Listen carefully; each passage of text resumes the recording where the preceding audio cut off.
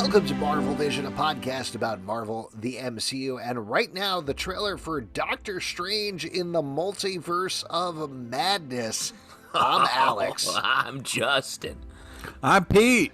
And this is coming a couple of days after the trailer has premiered at the Super Bowl. They premiered a shorter version there, dropped a longer version online, but I'll tell you what, our jaws have been on the floor. So it took us a while to pick up our jaws and get them back in our face, because that's how it worked. And now we're taping a podcast for you, breaking down every single big moment in the trailer, or at least let's be honest, some of them.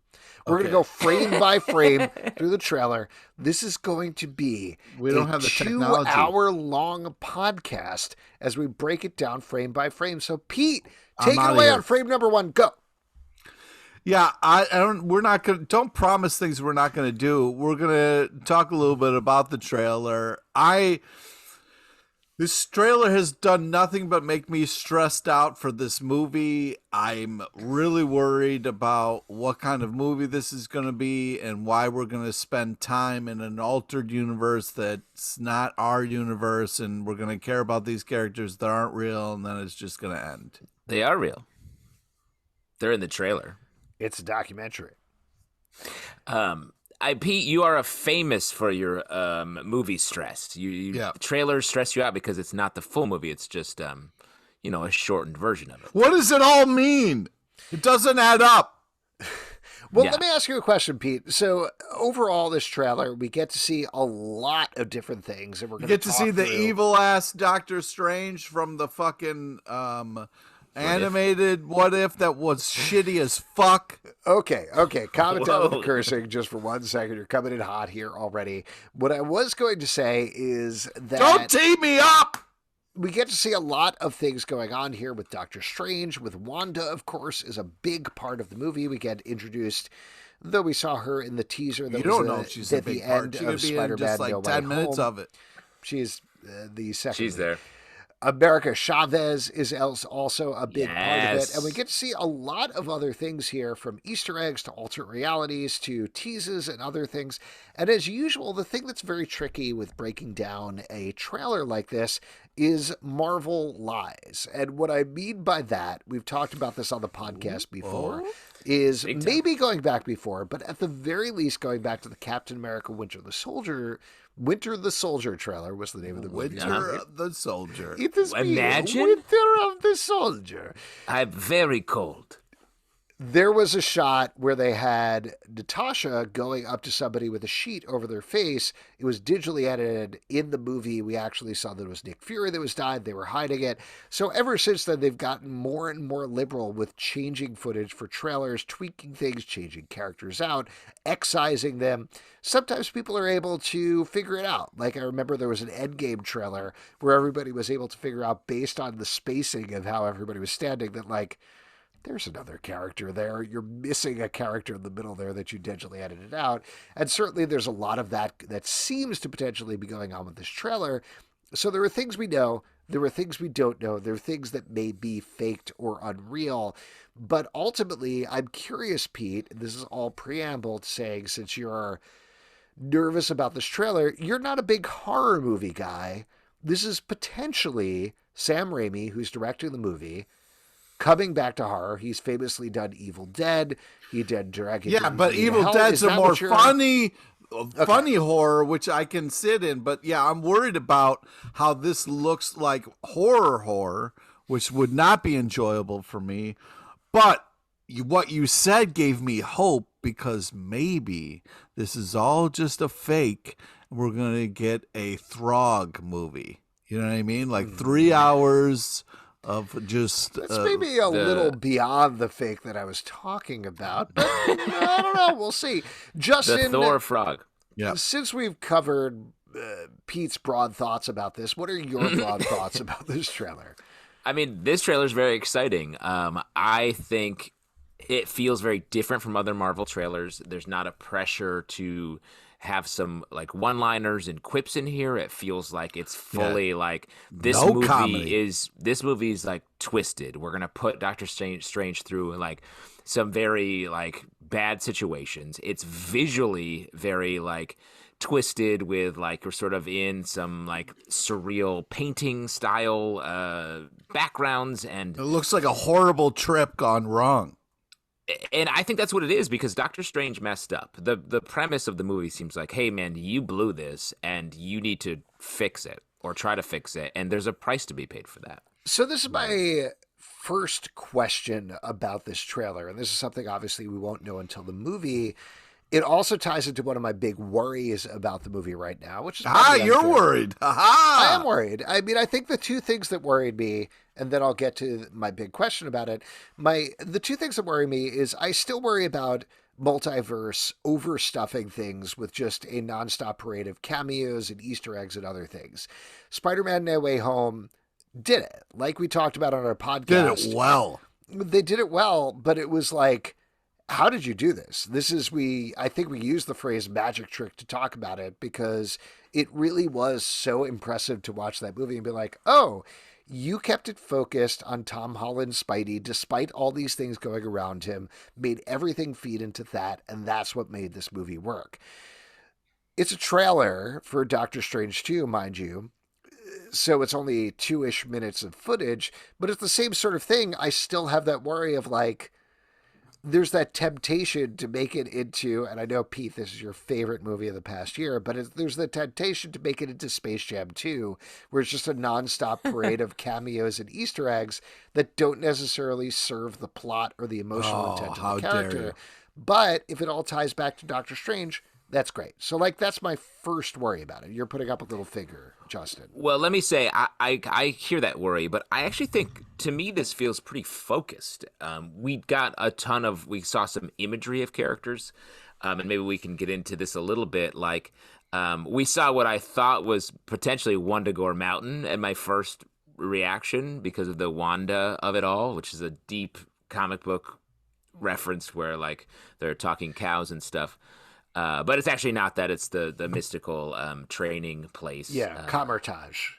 Camertage. But there is a Minotaur guy there who is from, I'm forgetting his name, but he is from Doctor Strange, even though he looks like, what is it, Bova, yes, who raised Quicksilver and Wanda in the comics. Yes, and Wanda. Yeah, I had the same thought there. Yeah, so that was fun, but I do think like it feels like this movie we're seeing the characters we're gonna see. America Chavez is so fun. She punches holes in the multiverse. It's perfect to have her here. We see Wanda, and we get a lot of Wanda here in this trailer, so it feels like that's gonna be focused on her grappling with the powers that she now has. It feels like this movie is about these powerful people trying to be like, we keep fucking up. How can we not fuck up as much? And they seem to pay a price where we have a tribunal here that seems like they're trying to put a stop to some of the things that are happening. Well, let's get back to the tribunal in a second, because that's obviously the big, huge thing that's going on.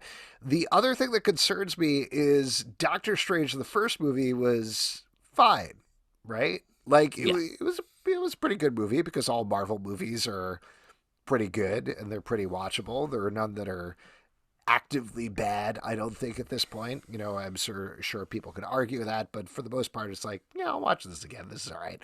But I think that's the other thing, is like, the Tom Holland Spider-Man movies were pretty good, so they already had a pretty good basis for that. I worry that we've only had one Doctor Strange movie plus his appearance in other movies.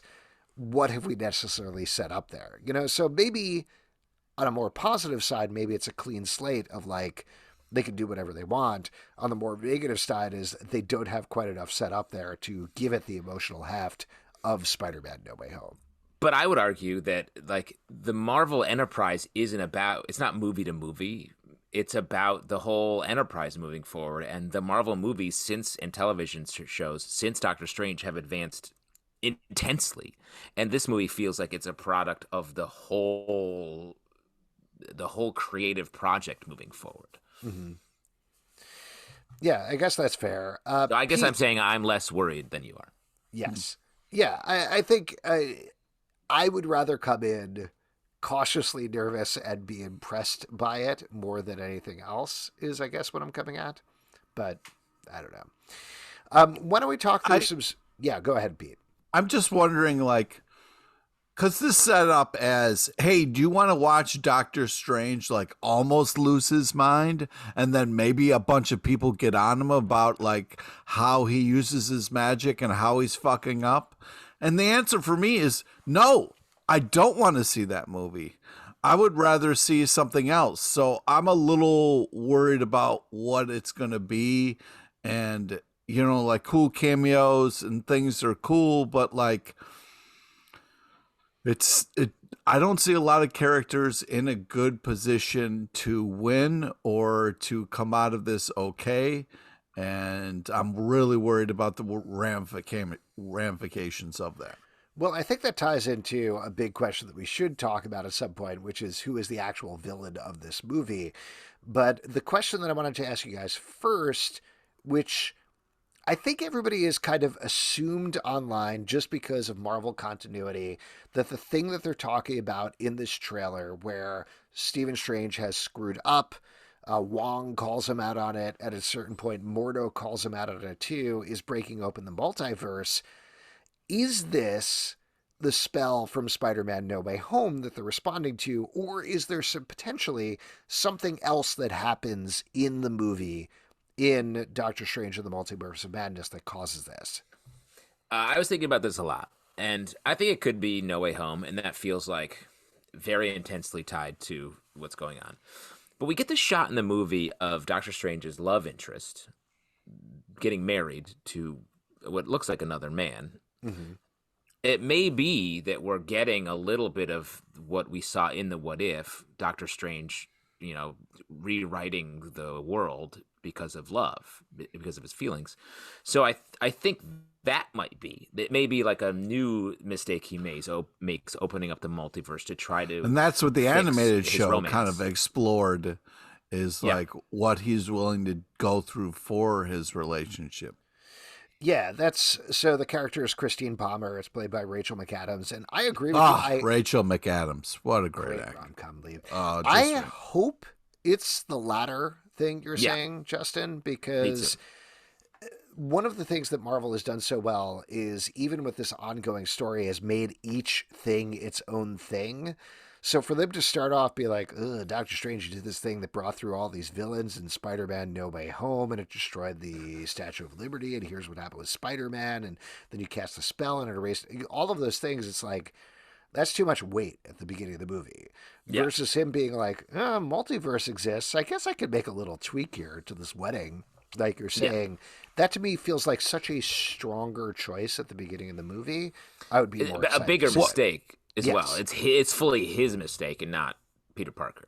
But if we go back to the Rachel McAdams of it all, what if this is the time traveler's wife, but Multiverse of Madness? You know what I mean? Where Doctor Strange has to kind of go through all these things to realize that, like, you know, the universe that we live on is good enough, and you shouldn't change things. And the more you do, the more you're lying to yourself.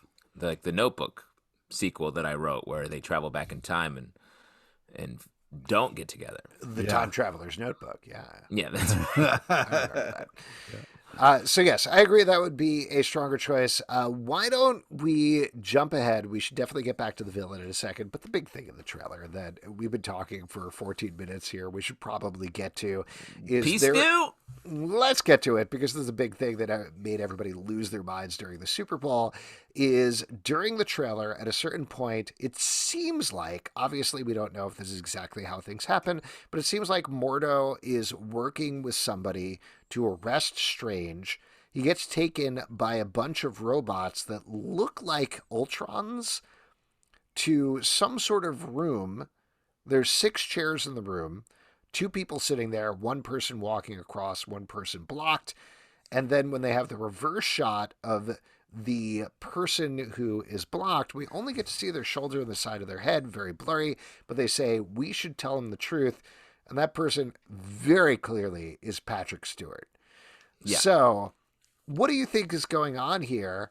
And my best guess is it's his character, Walter Blunt, from Blunt Talk, the series that everybody definitely remembers. Yes. That's the character that makes the most sense to really, and his 5 friends, to bring to the Marvel Cinematic Universe. Walter Blunt and his 5 friends from the show Blunt Talk. I know what you're talking about. Yeah, on Stars. Yeah, absolutely. Oh, that was on Can't Stars. I thought it was on Showtime, but all right. Yeah, you're right. I don't know. I'm guessing Stars. I don't know. Let's talk about this. I think it's probably, everybody thinks it's probably Professor X finally showing up in the MCU. They also think that it's probably the Illuminati in these chairs. The Illuminati in the comic books is Professor X, Reed Richards, Iron Man, Black Bolt, Black Panther, and Namor. There we go. That's the 6 of them. So what do you guys think? You said this 5 and then you named 6. 6 of them. There we go. There's 6 of them. That's fine. There's 6 chairs. That's the prevailing theory. What do you think? Do you buy into it? I feel like we're about to get Mephisto'd again. This feels like a very much us being like, it's going to be Mephisto. Here he comes. Because you think they're going to open up the X-Men, the Fantastic Four, Namor, who it feels like is going to become part of the MCU. It seems, I think they've cast an actor potentially to play Namor. But Black Bolt is also a wild one. And then you have the Black Panther problem with the death of Chadwick Boseman. Like, it's is it going to be Shuri? Like, what do you? Yeah, we have some problems with that as a thing. Maybe we see 2 of them. I don't know. To me, it's more likely that it's a Loki situation, where we have a Kang, and maybe Patrick Stewart is playing some sort of other Kang. I would just be surprised if Professor X is the first mutant that we see in the MCU. Well, there's also, I may have gotten the lineup wrong because Doctor Strange is on the lineup of the Illuminati. And we do see, you don't see him clearly in the online trailer, but in the Super Bowl commercial, there was what they're calling Defender Strange, which is sort of like this very put together Strange versus the sort of loose Strange that we know and the other like zombie and dead Strange and all these other things. So I don't know, man. I think like Patrick Stewart is Professor X. I think there's a lot of rumors. There's a lot of people talking about, I never know how to pronounce his name, but potentially Ian Gruffod from the first Fantastic Four movie. Like there was early rumors of, John Krasinski is going to show up as Mr. Fantastic because that always happens. But I actually think like Black Panther's not in the original Illuminati. He's the one who's okay. But there's somebody like, it's very hard to tell. And obviously, again, this gets back to the digital editing thing, but there's somebody who looks to be like, at first glance, there was like, it looked like they had something silver around their neck. It could potentially, somebody suggested to be on Twitter, it could be Michael B. Jordan as Black Panther, which showed up in What If, which I think is a really smart, interesting idea. Or that could potentially be a Fantastic Four costume. And I think if they are going to do Fantastic Four... Or it could be Doom. Well, if they can do Fantastic Four, bringing in Ian Gruffod from the much maligned Fantastic Four movies makes a lot of sense to me because that doesn't... Well, because just if they brought it... Because it's a multiverse. That's what I'm saying. What I'm saying is like, that makes sense to me because it lets them cast somebody else as Mr. Fantastic in the MCU, right? Like it doesn't invalidate it. It doesn't mean you have to have Ian Gruffod in the MCU. If I'm making this movie, I'm launching things. I'm not looking backward to be like, I gotta have this. And like that's why like Patrick Stewart makes a little bit of sense because he is the Professor X that everyone like lauds the most. So to have him be that way, and then we see different X-Men, maybe a Professor X less X-Men movie emerge or something. Who knows? But I don't know. I would just be, the Illuminati is such a super comic booky concept. Yeah, because once you introduce Illuminati, I mean, there's so many that led into Planet Hulk. Like that could be a lot of different places we could go. Am I about to see a dude with little ankle wings pop up in this movie? That'd be great. I also wonder though how this jibes with what happened in Loki, because we found out about the TVA, the Time Variance Authority. If, again, working under the idea of like, is it the Illuminati? We don't know. how do they coordinate with the TVA? Are they warring organizations? Are they trying to do the same thing? Like, this seems to be What somebody about Kang? Right, exactly. Like, this Kang seems to feels be somebody punishing Doctor Strange for what's going on. Granted, Michael Waldron, who wrote Loki, is the writer for Doctor Strange 2, so there's certainly a possibility that there could be some coordination there, and I think we will probably see Loki at some Or point in this alligator movie. Loki. Or, yeah, Croaky, potentially. We'll have to see what happens, but that'll be, I don't know. Like, there's a lot of speculation here, obviously, but, like, I don't know. It's fun to speculate. Speaking of it which, is. let's talk about the villain of the movie, because I think there's, again, a lot of possibilities here. We see potentially Strange Supreme, who is the evil Doctor Strange from What If. Wanda certainly seems to be going a little villainous here. She has the line late in the trailer, "You break the rules and become the hero. I do it and I become the enemy," which seems pretty telling. But then there's also a pretty telling thing right at the beginning of the trailer where Doctor Strange says, "I'm having a nightmare," which seems to point to who we've speculated before on the podcast about being the villain of the movie, that ultimately the villain is potentially Nightmare, the character from Marvel Comics.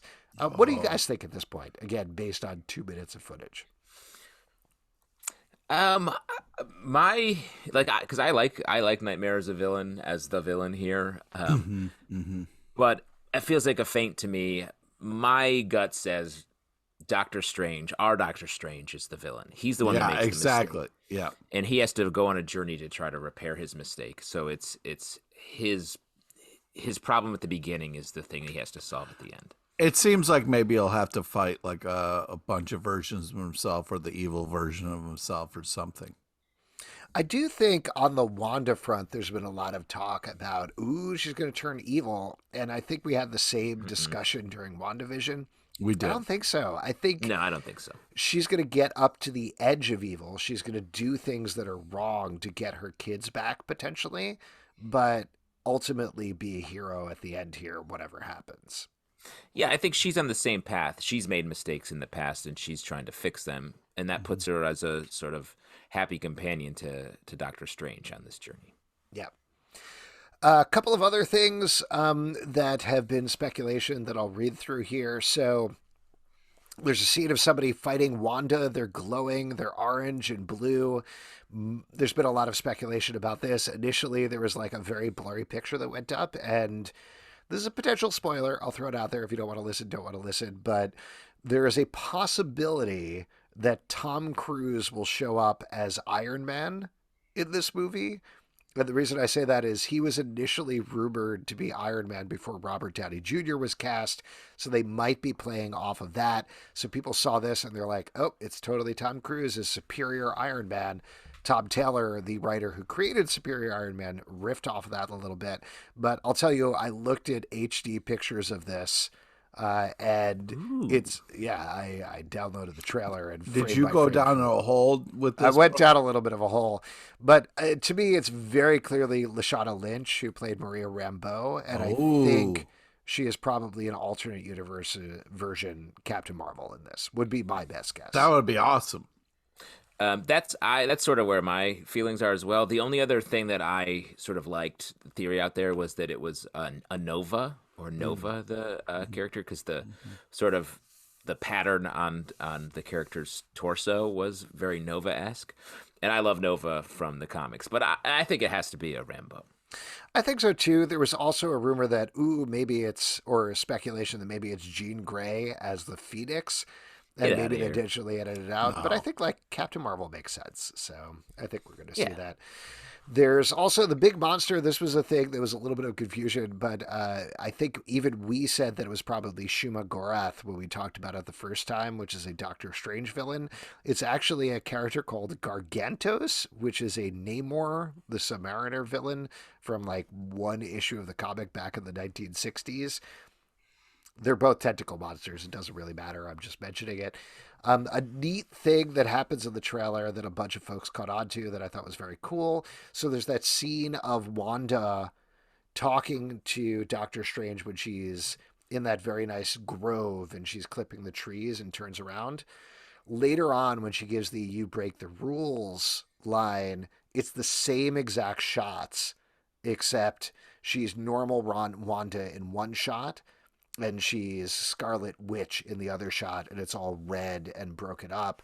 So I think, like, I don't know, I'd be curious to hear what you guys think, but I think either we're going to see multiple versions of Strange and Wanda throughout the movie. That seems pretty clear from the trailer. Or we're going to see, or we're going to see the same scenes a bunch of different times in different ways. Yeah, I feel that gets old fast. I hope not. I feel like we'll see a little of that because it is about past mistakes and regrets, it feels like. And so, of course, we're going to dwell in those, I think, a little bit here. Yeah. We also go back to Westview very briefly in the trailer, which is fun to see. So that'll be interesting how much they play with WandaVision and how much they bring in there. Also, we got to see Zombie Strange, it seemed, potentially from What If, potentially from something else. He's doing the Marvel Zombies. Yeah, he's doing the arms thing from Infinity War Endgame, but also there was a different shot of the Super Bowl trailer of like his face falling apart that was kind of scary. Another big one that I think was in the trailer, but was definitely on the poster. And Pete, I don't know if you picked up on this. I feel like you're going to be very excited. If not, there was a shard. One of the shards on the poster was Captain Carter's shield.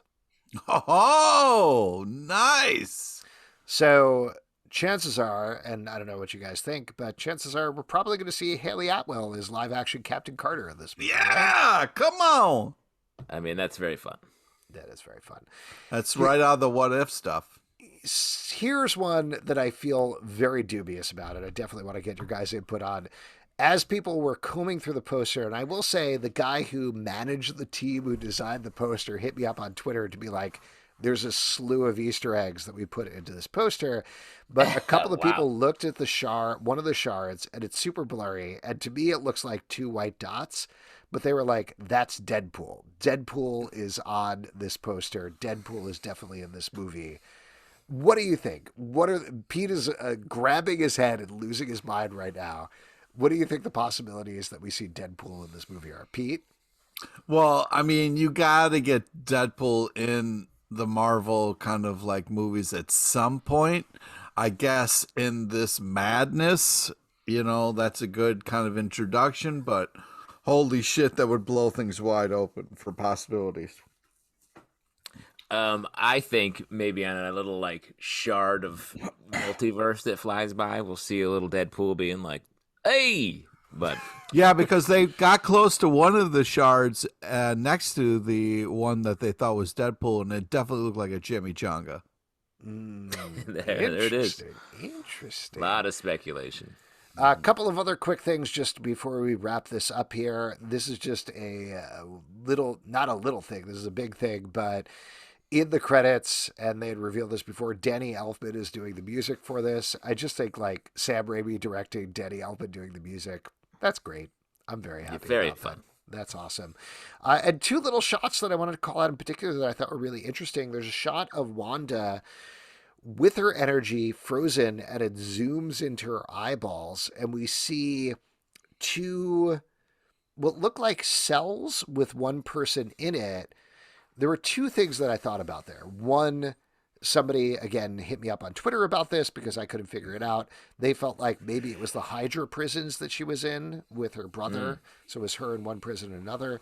The other thing, looking at it again, she's frozen in that shot, which feels very much like the effect Professor X uses when he freezes people and zooms into their brains. Am I overthinking it? Yes. The answer is yes. I don't know what's happened to you, but you've gone off the deep end on this. All right, fair enough. And I'll throw out one thing that this is definitely a thing, and I thought this was super cool. This geeked me out, again, as I was frame by framing through it. But there's a bunch of shots of America Chavez and Doctor Strange seemingly falling through the multiverse. And there's one frame where, first of all, people who have read the comics know this. When she punches from one part of the multiverse to another, she creates a star. Like she basically breaks it like glass and goes through it. Yeah. First of all, they're clearly doing this in the movie because if you frame by frame, you could see there's stars that are breaking there. But also there's a shot of them falling through, and they're falling through from what looks like comic book world to dinosaur world. Wow. Yeah. Which Savage Land? That's great. Like, I know, getting back to the thing that I mentioned earlier in terms of like, this is potentially too much, overstuffed. I'm worried about doing too many things in an Easter egg. At the same time, like, it's cool. Yeah, it's cool. When you're doing a multiverse movie, you put it all in. Every shot. That makes me even more worried. But what's really interesting is, everybody's talking about Doctor Strange. I've been going the wrong way with Doctor Strange. The more I see, the less I want to see it because I'm so stressed out. Moon Knight's going the other way for me. The Super Bowl stuff for Moon Knight, I'm very excited about. That looks super fun as well. We'll have to do that maybe for another podcast at another time. Ooh, nice. And if you'd like to support our podcast, patreon.com/comicbookclub. Also, we do a live show every Tuesday night at 7 p.m. to Crowdcast and YouTube. Come hang out. We would love to chat with you about Doctor Strange or Moon Knight or any Marvel We're stuff. going down a hole where you're watching things frame by frame and maybe kind of being like, oh, there's Bigfoot in there if you keep looking. There's a lot of stuff if you listen to this wave by wave. iTunes, Android, Spotify, Stitcher, or the app of your choice to subscribe, listen, and support the show. And follow the show at Marvel Vision Pod on Twitter, Instagram, and Facebook. ComicBookClubLive.com for this podcast and many more. Until next time, stay marvelous. Yeah.